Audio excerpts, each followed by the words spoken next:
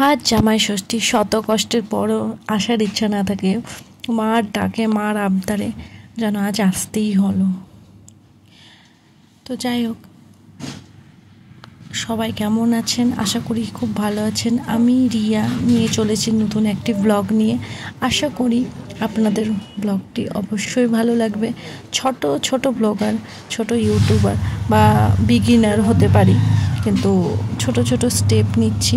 তো আজকে হচ্ছে জামাই ষষ্ঠী। কালকে যেহেতু যাওয়া হয়নি, কারণ শনিবার প্রথম সদ্য বিয়ে হওয়া, তাই শনিবার যেতে হয় না, তাই শনিবার পেরিয়ে রবিবার গেছি। তো সকালে উঠে ভালো করে স্নান টান করে পুজো দিয়ে ওই উপোস মুখে চলে এসেছি, কারণ জামাই ষষ্ঠীতে মা আবার ষষ্ঠী করতে যায়, পুজো টুজো করে আসে। তো আমার যে শ্বশুরবাড়ির বাড়ির রাস্তা আছে, যেহেতু আমাদের ডিস্ট্রিক্টটা পুরো আমের জন্য বিখ্যাত, তো এই যে শ্বশুরবাড়ির রাস্তা দুই পাশে দেখছেন পুরোটাই আম বাগানে ভরা। তো দেখতে তো অপূর্ব সুন্দর লাগে, আর চারিদিকটা যেন আমের গন্ধে মোমো হয়ে থাকে। তো যাই হোক, এই যে প্রাকৃতিক পরিবেশ, কিছু কিছু জায়গা যায় না আমার প্রাকৃতিক পরিবেশ অনুভব করতে, কিন্তু একটু বাড়ির আশেপাশে দেখলেই মনে হয় অনেকগুলো প্রাকৃতিক পরিবেশ। তো আমার তো খুব ভালো লাগে, বিশেষ করে বাইকে যেতে। তো কিছুক্ষণ যাওয়ার পরই আমরা চলে এসেছি একটা ব্রিজের উপর, যেখানে ছবি টবি তোলার পর আবার আমরা রওনা দিয়েছিলাম বাড়ির উদ্দেশ্যে। প্রায় পৌঁছে গেছি, বাড়ি ঢুকবো অবস্থায় চলে এসেছি। আর চলে এসেছি এখন প্রায় 9টা, আর 9:30টায় ঠাকুর আসার কথা। তো আমরা স্নান টান করে দুজনে, আমার বর তো একবারে রেডি হয়ে চলে এসেছিলো, কিন্তু আমার হয়নি। তো আমি এখানে এসে রেডি হবো, আর এখানে এক হাতে পরে দই মিষ্টি আর এক হাতে ইলিশ মাছ নিয়ে এসেছে প্রথমবার জামাই ষষ্ঠী করতে। কিন্তু এই আনন্দটা যদি কষ্ট ছাড়া থাকতো তো আরও আমাদের ভালো লাগতো। আর ওই পেটিতে ছিল অনেকগুলো আম, যেটা বর নিয়েছিল, আর এখানে গিফট ছিল, আর মাকে দেখছি পুজো করছে। তো আমি এখানে রেডি হয়ে গেছি আর সবাইকে গিফট দিয়ে দিয়েছি, কাপড়। তারপরে মার পুজো হওয়ার পর আমরা চলে আসি এখানে মন্দিরে। তো মন্দিরে মা আয়োজন করছে। এবার মন্দিরে লোক সংখ্যা কারণ হওয়ার একটু স্পেসিফিক ব্যাপারও আছে, কারোই প্রতিবার এত কম থাকে না, বেশি থাকে।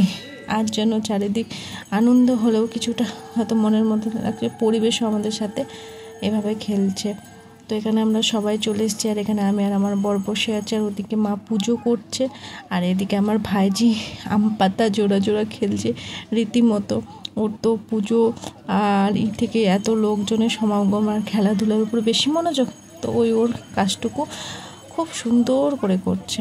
তো এখানে আমরা বসে বসে সবাই পুজো দেখছি, আর মাঝে মাঝে ওর কথাও শুনছি, কারণ এখনকার সব বাচ্চা তো কথা বলা খুবই প্রপার এক্সপার্ট থাকে, সেরকম এও পেরিয়েছে।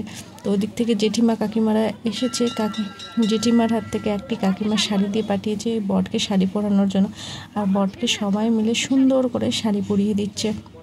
আর আজকে গরমটাও অস্বাভাবিক গরম ছিল, তাই গরম থাকার সাথে সাথে কিছুটা হাওয়ায় বইছিল, যেখানে প্রদীপ জ্বলাতে বা কিছু একটা জ্বলাতে সমস্যা দিচ্ছিল। তো এখানে খুব সুন্দর করে সবাই চারিদিকে গোল করে বসে বটষষ্ঠীর পুজো আরম্ভ করে দিয়েছে। কিন্তু আরেক দিকে চলুন দেখাই, যে এর দুষ্টুমি শেষই হয় না। এই যে হ্যাঁ, এর তো খুব মজা লাগছে, সবাই আছে, ভাবছি কি না কি। তো এখানে ঠাকুরমশাই আরতি দেখাচ্ছেন বট গাছকে, কিন্তু হাওয়া থাকার কারণে নিজের হাতে যতটা হয় আরতি কেটে সাবধানে জ্বালিয়ে দেখাচ্ছে। তো তাড়াতাড়ি এখান থেকে পুজো করে বাড়িও ফিরতে হবে, তো সেটা বলাই যায়, কারণ পুজো শুরু হয় 9:30টায়, শেষ হতে 12টায় বেজে গেছিলো। আবার খাওয়া দাওয়া আছে, মার নতুন জামাই আছে, রান্না বান্না আছে, অনেক কিছুই কাজ আছে। তো এখন সব কিছু করার পর এই যে এখন আম টেপার পালা। এখানে দুধ আর দই দিয়ে আম টেপা হয়, সাথে আমাদের শালের পাখা, তারপরে বাঁশের পাতা, তারপরে জিওলের পাতা লাগে। এই যে সবাই দুধ, জল আর দই সম্পূর্ণ দিয়ে এবার পুজো করছে। পুজো করার পর একটি সুতো থাকবে, এই যে মা এখানে দুধ দিয়ে দিচ্ছে। এই যে সবাই এখন আবার পাকা করবে। এই পাখার জলটা বটের গায়ে ছেটাবে, বটের গায়ে ছেটানোর পর আমরা যতজন বসে থাকবো সবার গায়ে ছেটাবে। এবার হচ্ছে সুতো বাঁধার তালা। প্রথমে এই বট গাছকে পরাবে, এই সুতো এক এক করে সব বাচ্চা কাচ্চাদের হাতে পরাবে, মা মাসি কাকিরা সবাই। তো এখানে প্রথমে বট গাছে সুতো পরাচ্ছে, সবাই পরাচ্ছে।